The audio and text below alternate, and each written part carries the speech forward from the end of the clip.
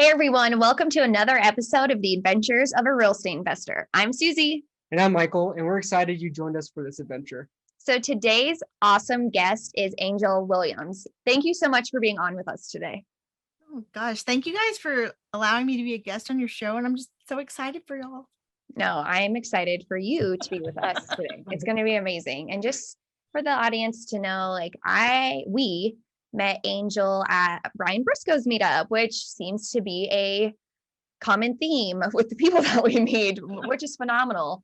But from there, Angel and I have just grown our relationship, and through her, I actually had my first live speaking event about real estate, and the fear that she helped me overcome was just phenomenal. She literally looked me in the eye and said, "I will not let you fail. I will never let those words leave my soul because they meant so much to me." And so, no, we are just really happy that you are here. So thank you again.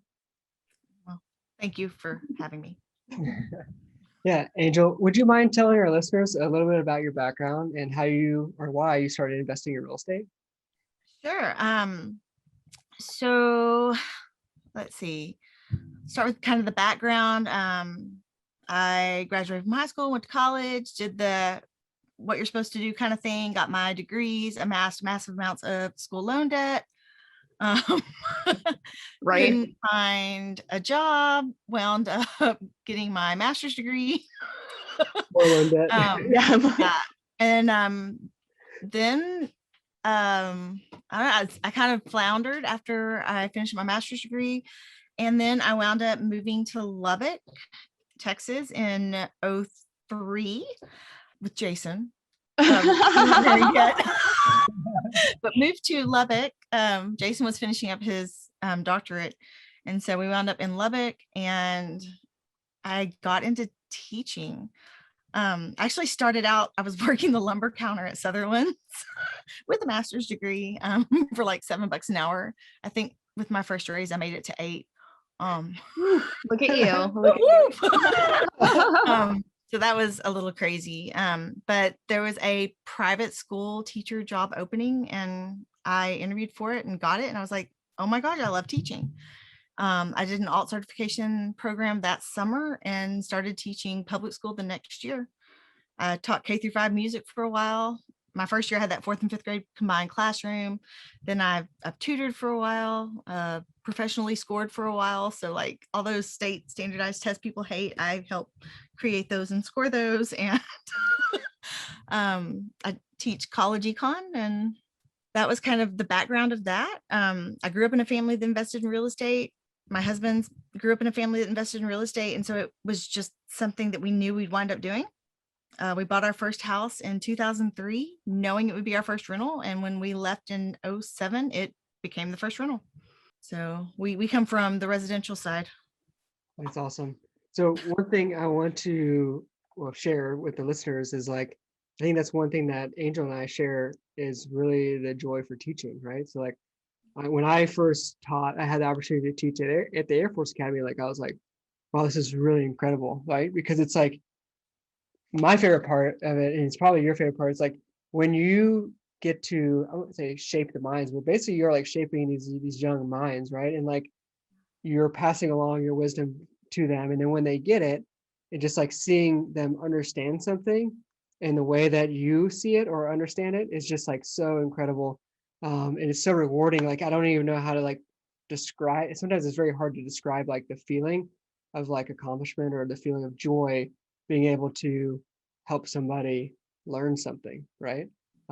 You feel the same way, Angel? Oh yeah. Hearing you describe it makes me think of How the Grinch Stole Christmas. And on that last day when it shows the picture of his heart and it's growing and growing and growing and growing, that's kind of what it feels like. Because it's my favorite part is actually when a student understands what I'm saying or what I'm teaching and then puts it into their own perspective. Mm-hmm. Because then they're able to take what I showed them and it's an application thing. Or even if they take what I taught them and then they refute it with well thought out reasons. And I'm like, wow, that's a different way to think about it. Thank you. Yeah. It's mind-blowing sometimes. When you share an idea or an experience with a student, and then they put it in through their like mind, and then they regurgitate it to you in a completely different way. You're like, holy cow, like I never thought about it that way before, and I love it. Thank you so much for sharing. And those things are incredible too. Yeah. Yeah. No, and with me being a civilian and teaching for a school that is very military friendly, I've gotten to see things that like I would have never known about otherwise, like the little pogs that you use overseas for coins. Oh yeah. So I don't know if they're called pogs. That's what I call them. No, yeah. But it's instead of, so change weighs a lot. Oh my God, I can't even talk. It's very heavy. So instead of shipping actual change to a base overseas, they ship the little paper circles that have the denominations on them. So when I was trying to describe like something that could be a store of value without actually being a currency or actually being something that had value, one of my students said, hey, I got something that'll fill that, and came to me and brought a couple of different things. But the one I remember the most is that those circular pog things. The second was a piece of currency. I won't say where it was from or how I have it because I don't think I'm supposed to have it. But it was printed, but the people that were supposed to be put in power didn't get put in power. And so that currency meant nothing. And so like for the people that supported that group, it still had value, but it wasn't truly a piece of currency. So that was another one of those situations where it was, we were just talking about currency and different types of money. And anyway, it was just really cool because I would have never gotten to experience that if it hadn't been for teaching with a military friendly school. That's cool. No, that is really cool. And I actually have a question because I don't know how this started. So I know that you have like your seminars, your meetup, your podcast, like you really do pump out a lot of content, which I totally love to listen to and be a part of and everything. So what started first for you? Like, were you like active and or passive, or did you start with pumping out content first? So we played in the single family space starting in like 03, but not really till 07. We currently have 5 single family homes, a quad and a couple of duplexes. And then I'm still trying to do a ground up development. And then we've got that JV on those oil wells. But I don't know. I'm just really comfortable in the single family space. I understand single family homes. I'm trying to use the way I do single family and extrapolate that to the multifamily space. We've actually got an LOI going out this week for something that we're looking to JV on. So it doesn't really flow into the syndication model yet. But there's a couple other ones in the works that will. We just started out in single family and then the residential multifamily. And I think it's a comfort thing. It's easier to do those kinds of things on your own. Whereas like we got into multifamily 3, maybe 4 years ago. And we got into our first we got in as passive investors into multifamily syndication maybe 2.5 years ago, 3 years ago. But then when was the Academy Presents born?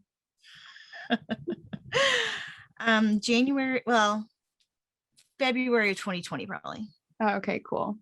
So basically what happened was I was in a not so great environment working and my mental health couldn't take it.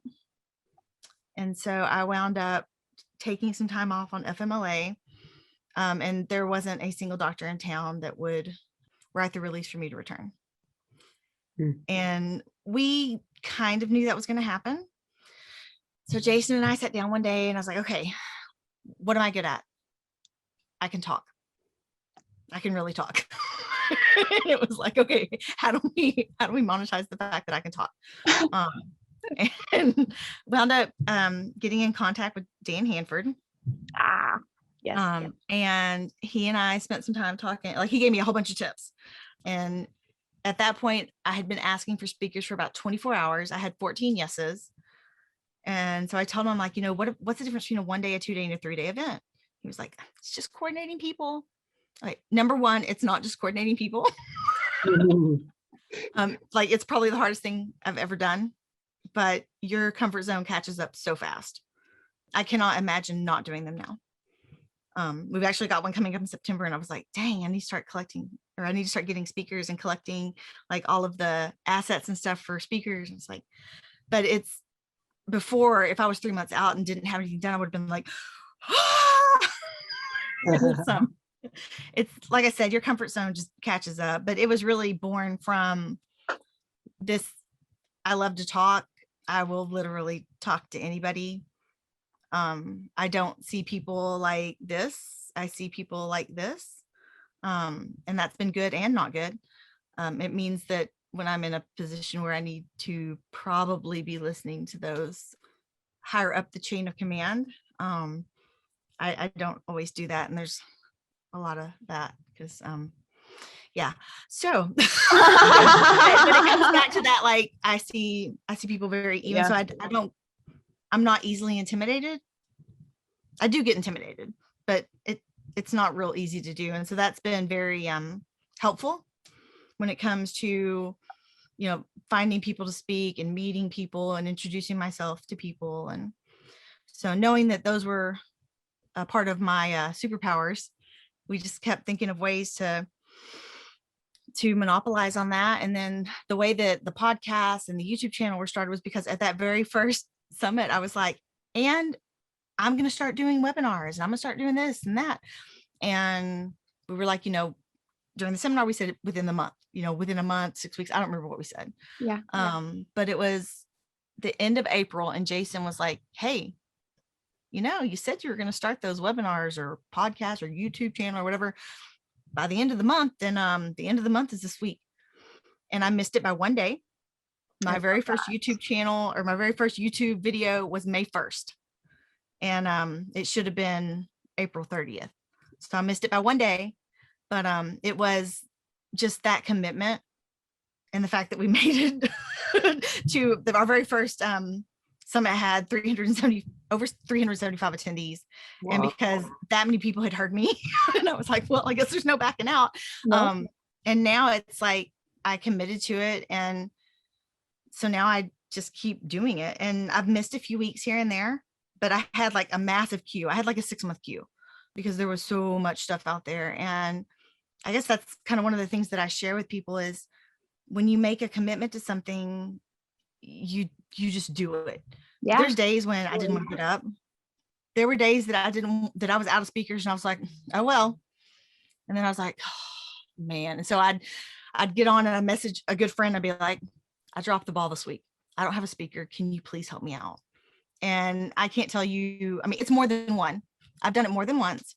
And I've had people step up and be like, Angel, I will absolutely help you out. And those guys and gals are very near and dear to my heart because they have helped me out in times when I had to do it because there's that commitment that I made. Yeah. But then there's that other piece of me that was like, I'm so done. I don't want to do this anymore. So you keep plodding along because it's your commitment, but it's not all rainbows and unicorns. Yeah. So one thing I want to talk about that. It's like one thing I've noticed in like the real estate investment space is like two things, right? So one thing is like what you kind of hit on is like a lot of people who are successful at real estate investing, when they make a commitment, they follow through, right? Follow through is everything in real estate, right? So whether that's networking or, sending out an email, doing an intro, whatever it is. Yeah. Anything, all the above, right? Like, so commitment, you commit to something and you follow through and things like that, right? So like that is huge. And I've noticed like very successful real estate investors are like that, right? So you hit on that. And then the other thing that kind of goes along with that too is like grit and determination, right? Tenacity, right? So like, even though sometimes it's not what you want to do, you've made that commitment and you're willing to like fight through it and like, just push through because hey, next week it's gonna be better, right? So yeah, that's awesome. I mean, but even with that commitment and that grit, right? Like you deep down, you said it earlier, like you love teaching. And I know that's a part of it too, right? Like I said, you put out a lot of content and it's great. So no, I love that. Like you still got up and did it, because that's like Michael said, like a lot of people don't even do what they say they're going to do. And that's how you even gain trust from people, right? Like just because you did what you said you were going to do, because you didn't have to say it, like you can stay silent. Everybody has that choice. But once you do say it, like you let somebody down when you don't do it. No, you do. And part of it too is like, you don't want to, once you've got your forward momentum, you don't want to lose that either. Yes. Following up with people is hard. It sucks. Because like, if you reach out to someone and you're like, hey, I would love to have you as a podcast guest, and you get radio silence, do you really want to reach back out again? I mean, it already kind of feels, and I don't mean this, if you're a person that I have reached out to, and I did not mean this mean to you, but it kind of feels like a slap in the face. It's like, wow, okay. So you write it down, you're like, okay, I'm going to give them a couple of days and then I'm going to follow up. And then when it comes time to follow up, you're like, ugh. But you do it anyway. And if they don't respond again, you're like, ooh. But then for me, it's kind of like, okay, so now you haven't responded to me twice. Now I'm going to hit you up on every single stream of your social media until you finally follow up with me. But it's like, I go from being like embarrassed and am I not good enough for you, to did you just tell me no? Yeah. I love it. So that's the fight or flight thing, I think. But yeah, it's and sometimes it takes a couple of non-responses for me to be like, you don't get to tell me no. But it's still hard. The follow-up is hard. And especially if you don't know what to say, because like we're working on this JV for a complex and I'm trying to find the property management company. And so I've been trying to take care of that. I got escalated all the way up one company and the guy was like, well, we don't have anything there. So it'd be really hard. And so when I texted our team, I was like, so it's not really a no, but I don't really know how to, I don't know what to think about it, because it wasn't really a no, but it wasn't a yes. Yeah. So that one was odd. But it's like, how do you even follow up to something like that? Because they just kind of left it open-ended. And I don't know if that was by design or if it was inadvertent, but that's one of those times when it's hard to follow up to something like that. Yeah.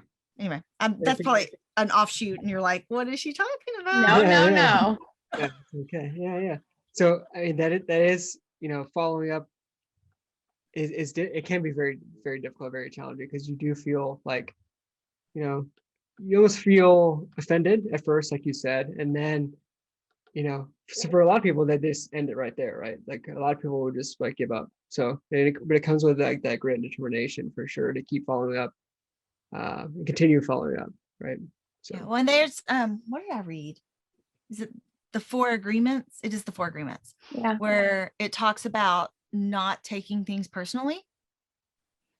And that's one of those things that I'm always working on.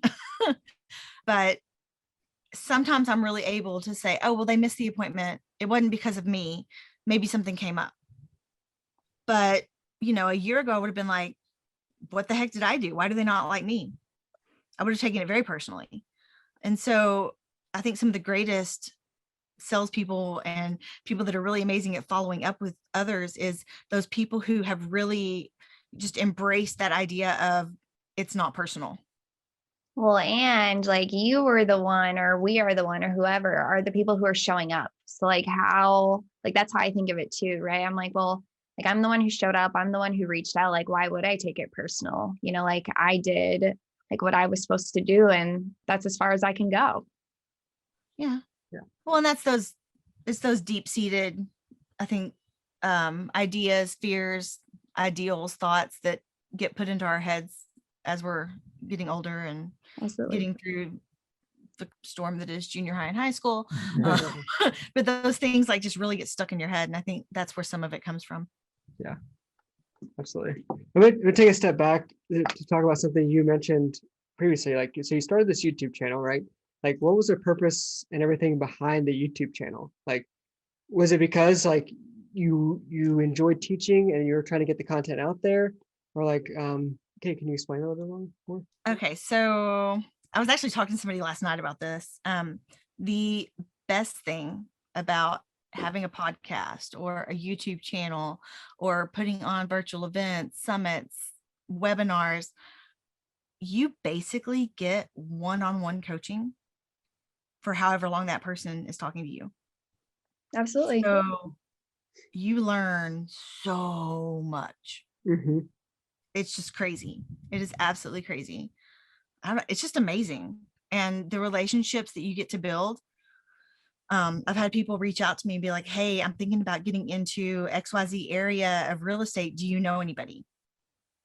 So I'm like, hold on, let me think about it. And then I'll forward it to somebody I think that can help. And I'll be like, hey, so-and-so, do you know anybody that can help my friend, Chris here, Yeah. in the student housing space? And that person will be like, well, hey, yeah, I did a podcast episode with so-and-so. Let me find it a few weeks back. And here's the contact information. See if this person can help you. So it's been the creating of relationships and the creating connections from doing events like that has been just beyond my wildest dreams. Really, it's wild how much you get to learn, how many people you get to know, and just the connectivity of putting yourself out there and providing for others. That's awesome. So just real quick, how can people find your podcast? Or excuse me, not your podcast, but your YouTube channel and a podcast. Yeah. Okay. So we keep crashing the server with our website. Oh, good. It doesn't look pretty. Sometimes it does, sometimes it doesn't. But if you go to www.theacademypresents.com, that is our website. You can get to the podcast from there. You can get to the summits from there. You can get to our workshops. You can get to my husband's underwriting and underwriting review business. And eventually you're going to be able to get to my business as well. So Jason's is Second Set of Eyes and mine is Behind the Curtain. Jason does underwriting and underwriting review. Mine is a concierge virtual events business. So if you want to have a virtual event, get your speakers together and I will take care of everything else. Wow. No, that's actually super cool. And even there it is like, and I love the behind the curtain theme, but like there in itself, you're doing the connecting, because that's huge too. And I do really love that about real estate is that so many people are willing to help each other and connect one another just because there is a lot that goes around, there are plenty of deals for everyone. There is plenty of information to give, like knowledge is endless. So like, why should we just limit it and not share it with ourselves, right? Like the greatest leaders and creators like didn't just share it or didn't hide it. They shared it with everyone to have, because that's really like where it all comes from. And that's how we create those like ripples of those impacts. Because when you do an introduction and get something back, like that person is like, oh, wow, like now I'm going to start remembering to do those things, right? Like I'm going to consciously think like, how can I start providing value as well? Because once you give, and you give, you see how the receiving end like all comes back as well, right? You can't just receive and think that like great things are going to come to you. It's when it all comes for full circle is really like when the greatest ripples occur. Yeah, I love that. Who does the quote that like, if you help enough people, it's going to help you too, but it's not. Zig Ziglar. Is it Zig? Okay. Yeah, I was thinking it was. I mean, that's not the right words. But that's basically what it says is if you help enough people, you're going to get what you're after too. Exactly. Yep. You can get everything you want in the world as long as you help enough people get what they want, right? Yeah, I think that's actually the wording. But I love that. And that's what I was trying to get at here is just like you're creating this content, Angel, and like because your passion in teaching and everything like that, like you love teaching, you love being able to share your knowledge with other people. And that is through either your YouTube channel, your podcast, through your summits, and then also helping other people do summits as well. I mean, this is amazing, right? So you've now taken, your passion for teaching and now you're using it through real estate, which is awesome. So yeah, well, and it fills that teacher heart, right?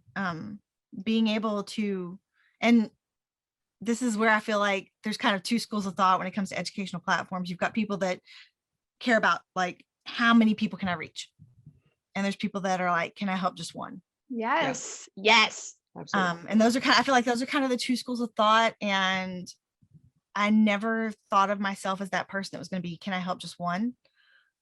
Because I think that when people are looking at YouTube channels and platforms, it's not, I want to be itty bitty and just help one person at a time. It's, man, I can be a star. I can do this. And to realize that I'm more in the school of thought of, as long as I help one person, I'm good. So that was kind of humbling too. Yeah, that's great. That's amazing.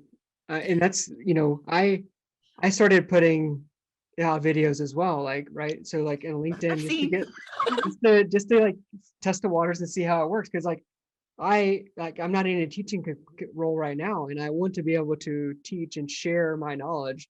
Like, yes, I am not a real estate expert or a mogul or whatever you want to call it, right? Like, but I am, one step ahead of somebody, right? And as long as I'm one step ahead and I'm always reaching back to give back, because I've had so many mentors reach back and help me, like I just want to give back, and I can leverage the knowledge that I have through teaching to be able to pass on that information, like package it in a way and deliver that. And so that's why we decided to launch a YouTube channel as well, right? So like, because I want to be able to give back as much as I can. Yeah, and I think it comes back to that too. It's that, what is it? The barrel of monkeys or the bucket of crabs. Yep. Giving the helping hand instead of dragging people down to try and crawl on top. Absolutely. Yeah, so to expand on that, like if everybody's played the barrel of monkeys, right? Like you take out all the monkeys, you put them together, they're all holding hands and reaching up and reaching down, and you put them all together, hang them however you want, right? So everybody's helping each other. But the bucket of crabs, if you ever watch a bucket of crabs, they're all trying to climb out, and they're all trying to pull, they're clipping each other and like pulling each other back down to the bottom. So yeah, I love that metaphor. It's a wonderful. Yeah, well, I've seen it several times. I'm like, why am I supposed to be seeing this? Because I'm also really coming to terms with the fact that the universe is absolutely working for you and it's got your back. But to take that even further, that idea that, yes, life is working for you, but life is also working through you. And you show life to others. And like what you were saying a while ago, and you're like, maybe I'm not an expert in real estate. Maybe I'm not some mogul. Well, but you probably know someone that is. So you can always also make that connection or bring that expert on, and then you get to share that expert's knowledge. And so, and I think too, that we have a tendency to get imposter syndrome. Yes. Where we surround ourselves with all of these people that are amazing and truly experts in the field. And it has I know for me, it has a tendency to make me feel less than. And then I'm like, why am I even doing this? I'm not good enough to be doing this. But that's not the point. The point is that you're using your connections to gather knowledge and then share that with others.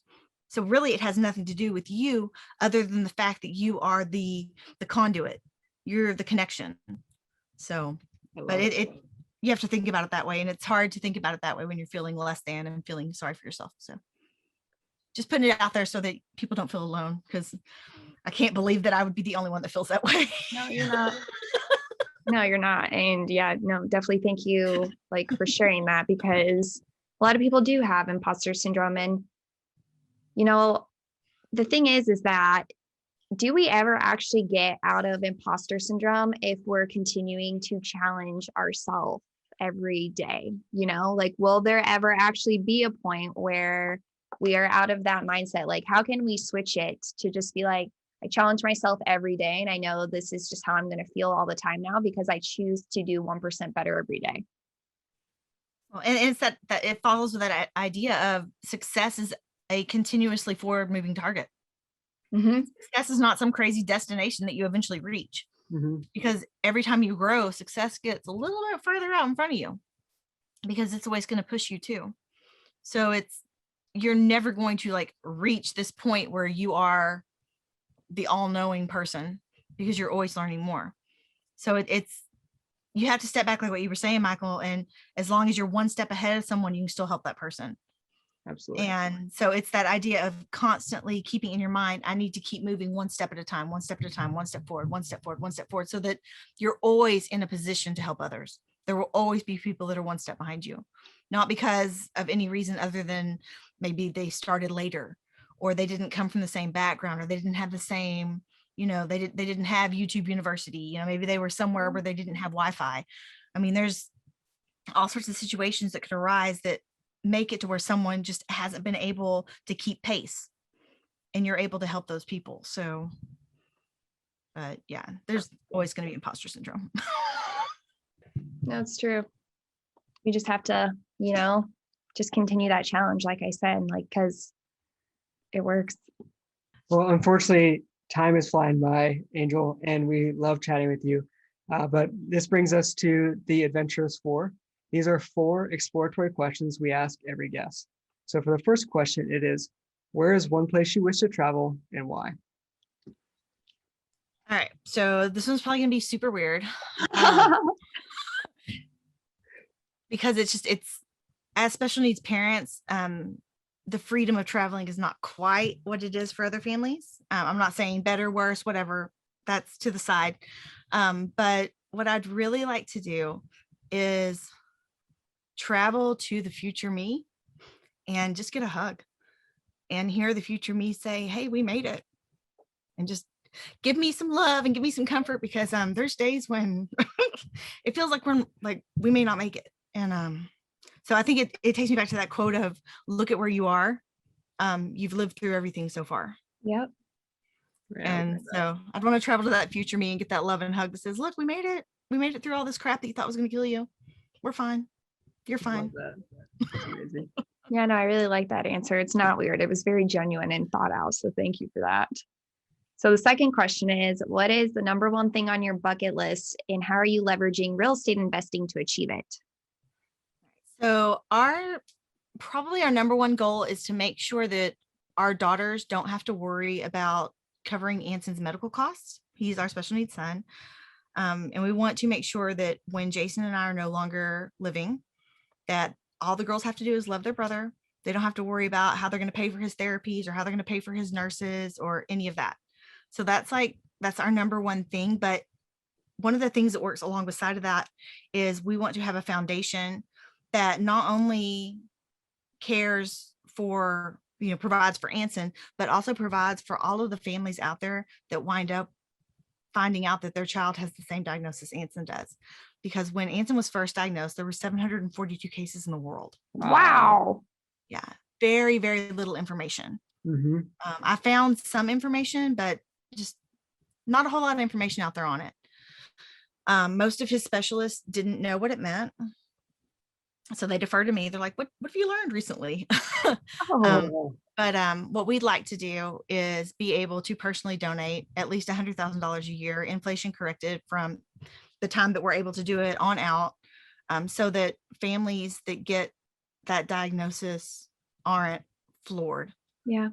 So that there is education and there are resources, and there are resources now, but even more resources and even more education, even more programs, so that those parents see hope instead of being, just floored and even momentarily destroyed as they grieve the loss of the child they thought they had.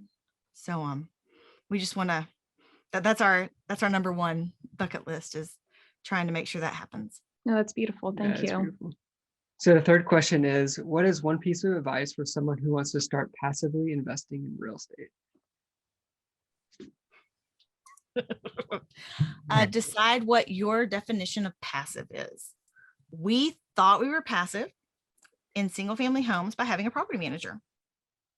But when you still have to field those calls about, replacing the roof, we've got a pipe that's not working, we can, jackhammer through the foundation, or we can reroute through the ceiling, what would you like to do? Or the calls about, we've been without a renter for 6 months, you think we need to lower the rent? And just like, I'm surprised they waited 6 months. I think they waited because we asked them to wait. Oh, okay. Because it was a covering the mortgage thing. But it was anyway. Yeah, that's that 1% rule.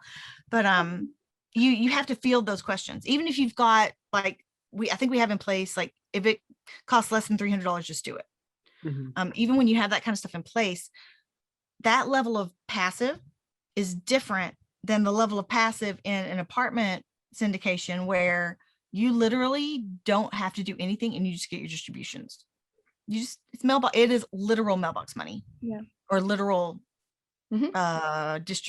electronic distribution money. I don't know. ACH Anyway, money. Yeah. I was like, what are those letters? What are those? But yeah, no. And even then, I mean, like with an apartment syndication, and these are things that I never knew, like the passive investors can get together and they can vote people off the GP, which I didn't know. So even when you're passive in a syndication, if things are kind of tanking or not going in the direction that the majority of the LPs would like to see, they do have the power to make changes. So I didn't know that was even available. I thought it was like, I just get my mailbox money and I don't have to do anything. So you just kind of have to figure out what level of passive you want to be. And then you're going to work backwards. Do you want something that you're going to be the only person that's collecting from? So that'd be like your single family home. Do you want to work with a small group of people instead of a large group of people? So you're thinking JV. Do you want to be in a position where you literally just get mailbox money, and so long as everything's going great, you don't have to mess with it at all? Then you would do syndication. If that's syndication into storage, syndication into mobile home communities, syndication into apartments, into oil and gas. I mean, you can syndicate into anything. Yeah. And so long as you're an LP, you are crazy passive, like totally, unless things are going bad and you want to get involved. So you need to decide what your level is, and then decide how you're going to get into it, and decide what that minimum investment is. If you're going into a syndication, your syndications generally have what's known as kind of like the minimum investment level, whether that's 25, 40, 50, 75, 100 or more. If that's out of reach, start smaller. Start on your own. See if there's a crowd fund or a crowdsource. There's lots of ways to get in. You could house hack. And that could be your form of passive income. And you're like, wait a second, if I'm house hacking, it's not very passive. But if you get a quad or a duplex, you can live in one side and hire a property manager to take care of the other. Nobody ever has to know you own it. Yeah, which is great. So that could be passive. Or if you wanted to get like a 4-bedroom house, or a house that you live up top and rent out the basement, or you rent out the back apartment above the garage. I mean, there's lots of options to get involved. And if you want to be passive, you just find a property manager that's willing to take it on. And then you decide on the level of passive. I mean, we could tell our property manager, we don't even want to be involved. And you sign some affidavits, you sign some stuff to where they can communicate with insurance, they can communicate with everybody that you would have to communicate with, and you can go way more passive than we are. So there's lots of options. So I would just say the first thing you have to decide is, where do you want to be on that spectrum? Yeah. And then the final question is, if you had unlimited resources available to you, how would you leave an impact? Oh, wow. So one of the big things that, especially like, we have a newly hatched teen. Well, she's not so newly hatched anymore, but she's 13. And one of the things that I've spent the last few weeks talking to her about is how proud I am of her for being who she is, and being willing to stand up for her friends and stand up for herself. And this, I mean, honestly, this is something that you don't even have to have money to leave an impact through this, but to leave an impact by being truly 100% authentically you, no matter what. And if I could scream that from the mountaintops to every person I know, I would travel the world and I would say that, just be you, because then you don't have to remember who you were to person A or person B or person C. And you learn real fast who your tribe is. Yeah. But it's just, if there were unlimited resources, to me, it would be spreading that message of just be you and learn how to make an impact by simply being you. Yeah, that's what I was going to add. Like, when you are you like figure out your why, you figure out your life's work, you figure out your passions, and that's when you create the biggest impact in the world, because you have decided that you're going to go do these tremendous, positive, phenomenal things. So before we end the show, Angel, would you mind sharing with our listeners the best way they can get a hold of you? Absolutely. You can go to our website, which is www.theacademypresents.com. I believe all of our contact info is there. If the site is acting crazy and it has crashed yet again, you can go to www.lorrencapital.com. That is LORREN capital.com. And that is our like investing arm website. And it's actually a combination of our middle names. So Nice. I like that. No idea. And we'll make sure to add all of that to the show notes. But Angel, thank you so much for being on with us today. It is always a pleasure talking to you. And I cannot wait to see you, in the next networking event, conference, wherever it is. I know you'll be there. Once we can get to 3D events, that will be wild. Oh, I wow. will like that. Cool. So Well, thank you so much. This was awesome. And I'm just really glad that y'all came into our circle and that we were able to come into yours. absolutely. I couldn't agree more. It's always a pleasure seeing you, Angel. Oh, So until next time, explore more, adventure awaits. Woo!